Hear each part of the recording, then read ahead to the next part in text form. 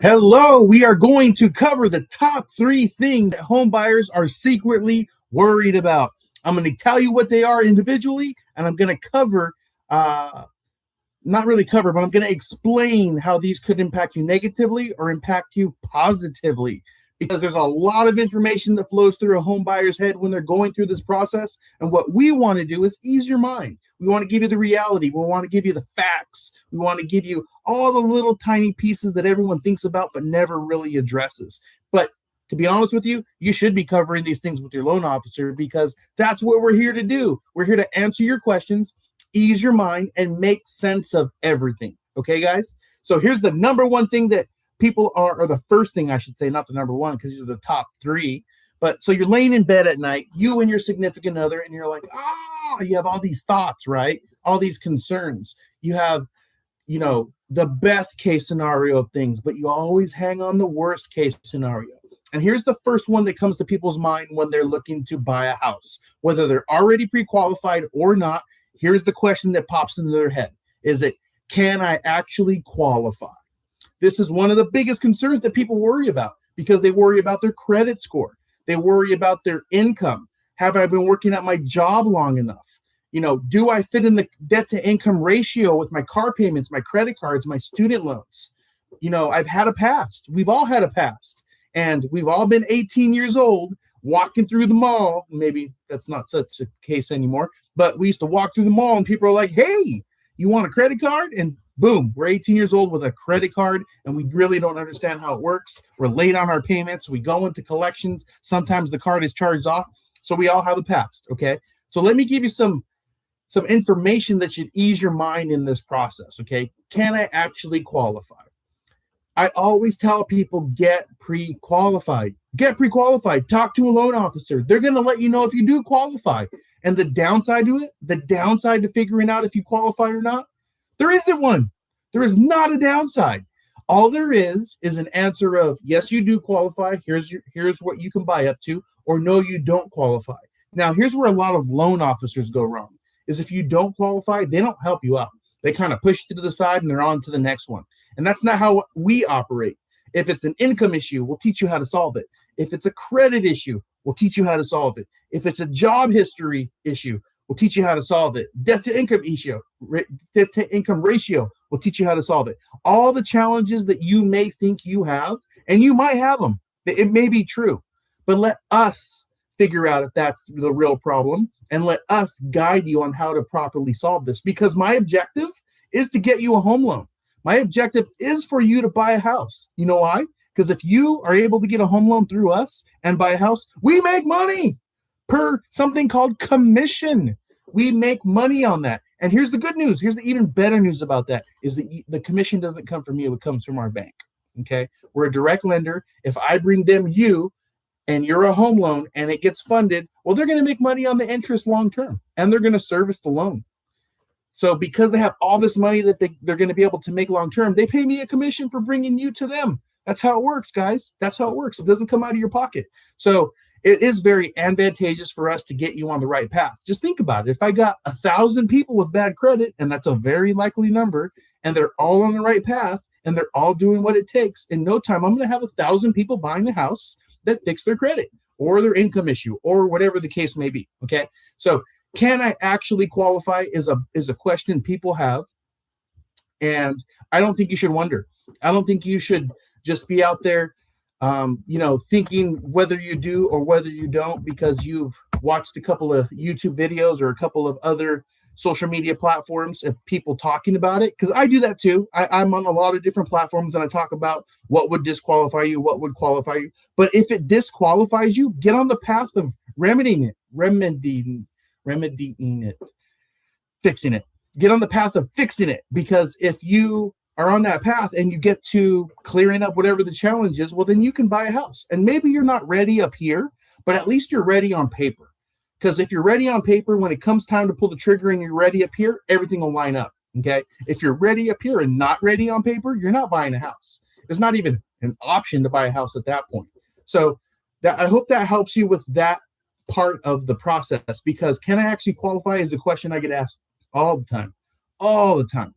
Hey, Chris, even after I qualify them, even after we get sent through underwriting, like be right before they're about to get the final approval, they're like, is this actually going to work? I'm like, yes, it's going to work. It's going to work. It's going to work. But I do know that these thoughts cross a person's mind, especially when you're surrounded around people that have houses, surrounded around people with great careers, cash in the bank, great credit. I mean, they don't necessarily talk about this stuff, but you're like, yeah, I know Jim over there has a great job, probably has a bunch of money in the bank, and probably has an 800 credit score. Pretty sure of it just because of the way the person operates, right? And you're like, I don't operate like that. Push that aside. Push that aside. To buy a house, you don't need a perfect file, a perfect scenario. You need to just meet the guidelines, and the guidelines aren't that tough. So the question that comes up a lot is, do I actually qualify? So get pre-qualified, because it'll answer that question for you. And it doesn't cost you anything but a little bit of time. Just a little bit of time, because you have to fill out an application, talk to a loan officer, get us certain documentation. We might request something additional from the original list. So that's what I mean by a little bit of time. That is it. So I hope that helps you with that part of it. Let's get on to number 2, which is, how much money do I need up front? Okay, this is a huge concern for everyone, because we've all heard about the word down payment, or words down payment. Okay, how much is the down payment? And people, houses are expensive. I know that. I don't care where you're at. Okay, I funded houses that are under $100,000. Let's just call it $100,000. That's a lot of money. And some might say it's not. And to that I say, can I have $100,000 from you? And you'll say no. Why? Because that's a lot of money. Okay. Now I work in Southern California specifically. Our bank is licensed in all 50 states, so we're able to help people across the country. Okay. But here in Southern California, in the area where I'm at, the median average value of a house is in the neighborhood of about $900,000.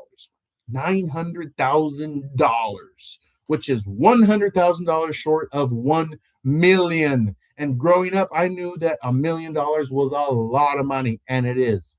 It still is today. $900,000 is a fortune. And if you're thinking, I might have to save half of that, that's a lot of money.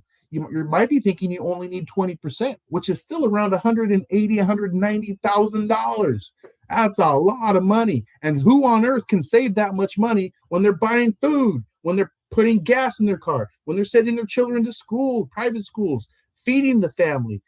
Everything is so expensive today. How on earth? I make good money. How am I going to save $100,000, $200,000?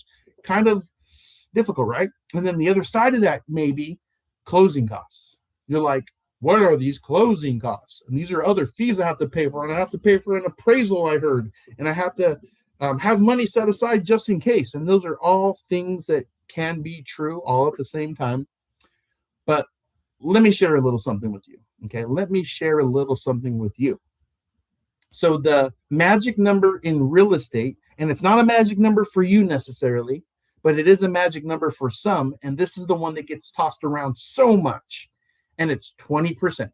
20% down. Okay, this is an old school way of thinking, and it's been passed around for years, and people believe that you need 20% down or more, and that's not the case. That is not the case. Okay, the minimum down payment for a first-time home buyer, if you qualify, can be as low as 3% down.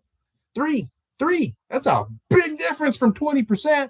3. Imagine having 20 children running around your house. And then imagine 3. Okay. Depending on the age, you may all feel like the same, but you get what I'm saying. Okay. So let's do some quick math. Let's do some really quick math. If you wanted to buy a $500,000 house, $500,000, and you put 20% down, that is $100,000 that you're putting down. $100,000. A lot of money. That's 20% down. What's 3% down of $500,000? $15,000. $15,000. That's $85,000 less than 20% down. And now that may be a number that you can swing. You may be at a number of, like, let's say 10 to 12 grand saved, but guess what? It's tax season, and you might be getting a $3,000, $4,000, $5,000 tax refund. And that's how you cover the gap in that scenario. So how much do I need up front? For a first-time home buyer, 3%. But depending on who you are, it could be anywhere between 3 to 20% down. Okay. There's a lot of people out there that are like, I'm only going to buy a house if I'm putting 20% down, which is not a bad move because you're borrowing less money. Okay. And it sounds like you have the ability to save 20% down or have 20% down. Plus, anytime you put less than 20% down, you have something called mortgage insurance. And that's an additional monthly premium that you pay per month when you put less than 20% down. Unless you're on a loan like VA, which is allowed to our men and women that are veterans or current military to buy a house with zero down, no mortgage insurance. Okay. Conventional has mortgage insurance, FHA has mortgage insurance, and USDA has a version of mortgage insurance. So they all have mortgage insurance if you put less than 20% down, except for VA. Okay, so keep that in your mind. Now, here's the second piece of that, closing costs. So we talked about down payment. It could be as low as 3% down or more if you want to put more and need to put more down. There's also down payment assistance programs. So in that case, you might not need even 3% down. Okay, so keep that in the back of your mind. So the second side of that is closing costs. Okay, what are closing costs? Closing costs are third-party fees that are involved in a real estate transaction. There's certain people that have to be a part of the real estate transaction. Like, for instance, title, which is going to make sure that you have a clean title, and if anything happens and it's not correct or there's a cloud on there somewhere, they're going to insure it. Escrow, which is the middleman between the buyer and the seller to make sure no one's getting screwed over and the monies aren't being transferred unless it's approved and you're allowed to move forward per contract. Okay. The notary public, the person that's going to sit right across from you, check your ID, take your thumbprint, because they're verifying that you are who you say you are when you physically sign these loan docs. Okay. The appraiser, the person that's going to go in and evaluate this home. And let's say you're buying it for $200,000. Let's make sure it's really worth $200,000. Let's do a visual inspection of the inside, a visual inspection of the outside. Let's look at the total overall square footage, the amount of bedrooms, the amount of bathrooms, the amenities that are inside the house, the upgrades, whatever it could be. Let's compare it to the others in the neighborhood within a reasonable distance to figure out if this is really worth $200,000. Because here's the truth. If it's only worth $150,000, are you going to buy it for $200,000? The answer is no. So that appraiser is very, very important to go in there and to make sure that it is worth what they're selling it for. And in some cases, you're buying this house for $200,000, and the appraiser comes back and goes, "This is worth $225,000." Now you just made money. You made $25,000 by just making the decision to buy this particular house, and that's pretty awesome. Okay, so you need all these people to get together to do their specific job in a real estate transaction. Okay. And now those numbers, depending total, can range somewhere between $3,000 to $8,000 in some cases. So that's even more money you have to come out of pocket. But here's the good news. Here's the great news, especially in today's market.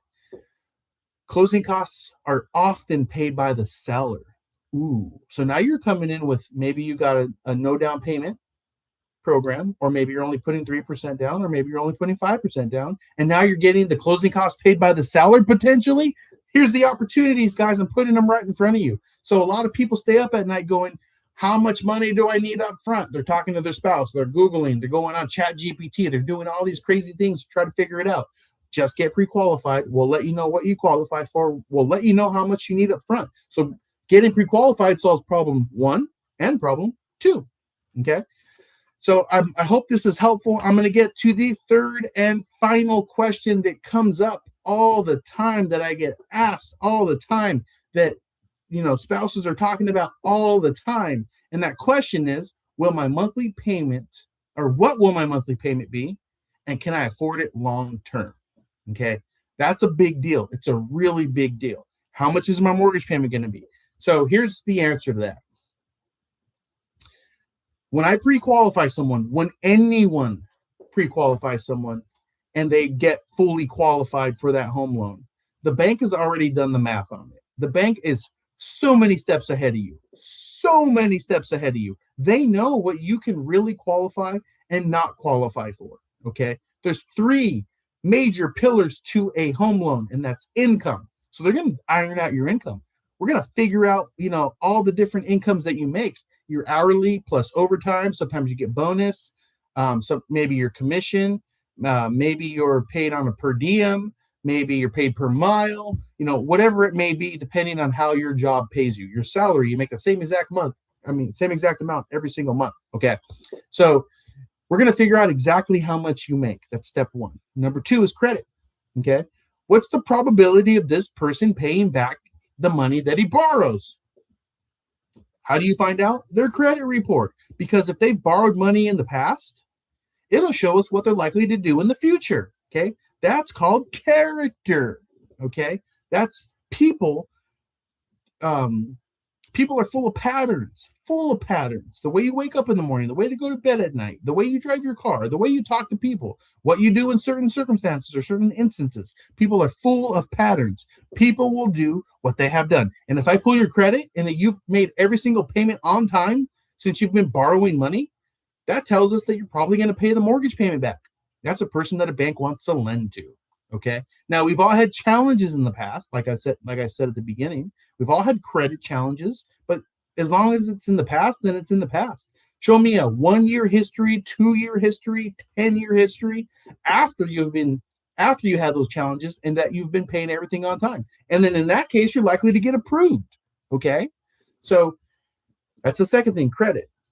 So you have income and credit. Now the question is, how much will my mortgage payment be, and will I be able to afford it long term? So the bank has already ran the law of large numbers. So that's why the debt to income ratio, now this is just as an example, okay? For conventional, the back end debt to income ratio is about 49.9999%. So call it 50, okay? That's the max that you can go when you're borrowing for a house. That's your mortgage payment. And everything else that you have going, like your car payment, your student loans, your credit card payments, everything that you pay to a bank per month. So 50% of your total gross income can be used for your house and your revolving debts. Okay. So let's do some easy math. You make $2,000 a month.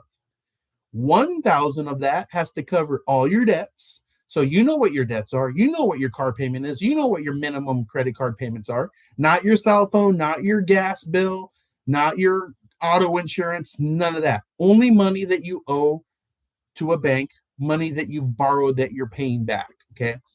Auto loans, student loans, credit card, personal debts. Anything that hits your credit report is what we're going to go off of.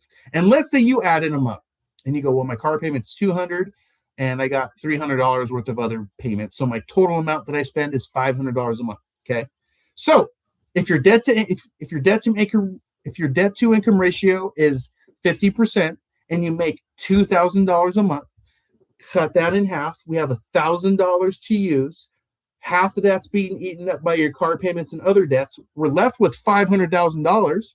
What's up? Donna's doing it right. Don't worry about it. We're always here every Saturday to answer everyone's questions about buying houses. And right now we're talking about the 3 top concerns home buyers go through when they're buying a house. The first question was, can I actually qualify? We addressed that. Second question was, how much money do I need to put up front? We already answered that. And now we're on the third question. What will my monthly payments be and can I afford it long term? And I'm going over the debt to income ratio. And if anybody has questions, comments, concerns, my phone number is in the chat. So you can always just reach out to us directly. We can have a private conversation and talk about your file and if you can get qualified. Now, back to what I was saying. You have $1,000, $500 of that is being used for your auto loan and your revolving monthly payments. So you have $500 left. So what that means is your max mortgage payment that you could possibly have is $500, okay, in that scenario. So not realistic. I don't know if you could buy a house for $500 a month, but I'm just giving you the math to make it make sense. So you've only used half of your total gross income. You still have the total half of your total gross income not being used. Some of that goes to taxes. Some of that goes to Social Security, Fed, state, FICA, blah, blah, blah, blah, blah. All these other things that you pay out of your payroll every single month. And then you have money left over. Well, the banks have ran an algorithm that tells them people are going to need to buy food. People are going to need to buy water. People are going to need to buy gasoline. People are going to need to buy toiletries. And they've already factored this all in, okay? Now, if you're at the max end of your debt to income ratio, okay, you can afford to buy that house. You can afford to pay those payments long term. You can, because your income is going to go up. You know what's not going to go up? Your mortgage payment. Because once you're locked in for 30 years fixed, it doesn't adjust. You can refinance down the road. You can sell and buy another house down the road. Interest rates will always be all over the place, whether they're at the high or at the low, it doesn't matter. But your payment's going to be locked in. If you're renting right now, you probably know that year over year, your rent goes up. Sometimes you're locked in for a couple years at the same amount, but for the most part, every single year, rent goes up. Donna's doing it, says, okay, when you have time, can you talk about what happens when someone retires? Sure. Give me a little bit more data on that, and I'll answer that question, Donna. So the banks already know you can afford this house, okay? Might it be tight? Maybe. Depending on how you live, maybe you buy the highest end toothpaste. Maybe you put in the highest grade gasoline into your car. Maybe you enjoy your weekends at the casino. Maybe you have that kind of lifestyle. And I'm not judging. I'm just saying it may be tight. But moving forward, as long as you're excelling in your career, you should be making more money year after year. So if your mortgage payment stays here and your income slowly climbs, it's going to open up a gap over time. Okay. So it may be tight. It may be scary. But the question was, what will my monthly payment be and can I afford it long term? If you've been pre-qualified, we're going to tell you what your monthly payment is going to be. And yes, you can afford it long term, providing you're approved. And that's something that we do. We let you know whether you're approved or not. Now, having a budget, different conversation. Total different conversation. You might make $10,000 a month, okay? And cut that in half. That's $5,000 usable income. Let's say your mortgage estimate is $3,000 a month, okay? $3,000. That's your principal, interest, property taxes, homeowners insurance, everything included, okay? So if you can afford that based on the math, $3,000 a month. But the question in your mind is, does it fit in your personal budget? Okay, does it fit? And that's a whole other conversation. And I respect the people that come to me and say, Chris, I can't have my mortgage payment be more than $2,800 a month because of X, Y, and Z. Okay, I understand that. I totally get it. Now, that does mean in order to get to a $2,800 mortgage payment, you will have to put more money down, or maybe you need to buy a cheaper house, a cheaper priced house, a less priced house. And we can get you to that $2,800. There's nothing I can do to go from, oh, you want $2,800? I'll just give you $2,800. Then it's solid, done. Let's move on. It's not that at all. I respect and understand your position. It just means you're either going to come in with more money or change the type of house that you're looking to buy.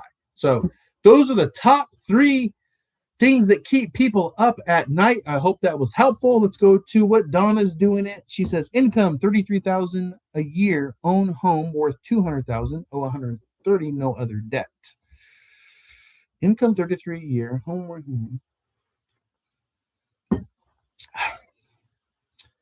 She said, when you have time, can you talk about what happens when someone retires? So when it comes to the mortgage, Donna, let's say you did a 30-year fixed mortgage and your mortgage payment is, I don't know, $900 a month, let's just say, and you retire, that mortgage payment is still $900 a month, $900 a month. And if it gets tight, if you're making $33,000 a year, that seems like a tight income. What's that, like $2,700 a month, something like that? When you're retired, you're usually over the age of 62. Okay, usually. Okay. Now, in this scenario, it says you own a home worth $200,000 and you owe $130,000. Okay. So in this circumstance, what I'm about to share with you doesn't necessarily work, but it could work as long as you can hang in there and get that loan amount down a little, and maybe the values go up a little. And that's a reverse mortgage. Okay. For a lot of retired people, a reverse mortgage is a very powerful tool because here's what it does. Now, the numbers have changed over the years. Okay. It used to be 50% equity. So in this scenario, for it to work, your home would be worth, call it $200,000. It used to mean that you needed 50% equity or more, which means you owe $100,000 or less. But in today's numbers, you would need to pay it down probably about 60 to 70%. So let me give you the numbers. So if your house is worth 200,000 and you owe 70 or less, you could do a reverse mortgage. So what it's going to happen is it's going to do a refinance and refinance it into a reverse mortgage. And with the reverse mortgage, you have the option to make a mortgage payment or not make a mortgage payment. Okay. You have that flexibility. So for retired people, it could take your mortgage payment away entirely and you don't have to pay it. Yes, you are paying it back through the equity of your property. Yes, it has interest that grows. Yes, that note could grow to be pretty sizable depending on how long a retired person lives. But who cares if it creates a comfortable lifestyle for you? Who cares if your quality of life is higher? You know what I mean? You're eating good food. You're enjoying your life. You're going places that you like. You're spending time with people that you love. So reverse mortgages, they're not in finance. It isn't a good, bad, right, or wrong. Okay. Never. It's never that. It's either appropriate for you or not appropriate for you. So reverse mortgages are appropriate for a lot of people. They're also not appropriate for a lot of people. So it's a case-by-case scenario that I would run. I would definitely iron out all the numbers for an individual that's entertaining a reverse mortgage and give them the pros and cons. Tell them the ups and downs. Tell them what it looks like potentially with it, without it, and let them choose what's best for them and their family. Okay. There's a lot of people who love these products. There's a lot of people who hate these products. They think they're horrible. They think the bank is going to own the house and yada, yada, yada, yada, yada. And that's not the case. Okay. Plus, it's not the decision of others to make when it comes to a reverse mortgage. Others shouldn't say that it's a good or bad thing. This is a decision for the homeowner, retired person to make, not a decision for anybody else. Now, other people might have input. Maybe they have people that they know, like, and trust, that they're asking questions about it. And, that counts. That absolutely counts. But once again, this is a very powerful product for those that are at retirement age, and it could definitely help them have a way better quality of life while they're retired and living their golden years. So I hope that helps. Donna's doing it. Anybody out there, go ahead and follow her. She's amazing. But that wraps up our chat for today, guys. If you have any questions, give us a call. Like I said, my cell phone number is in the chat. And hope to hear from you. Give us a DM, send us a message, whatever it is. We want to help. Have a great week. Talk to you soon. Bye.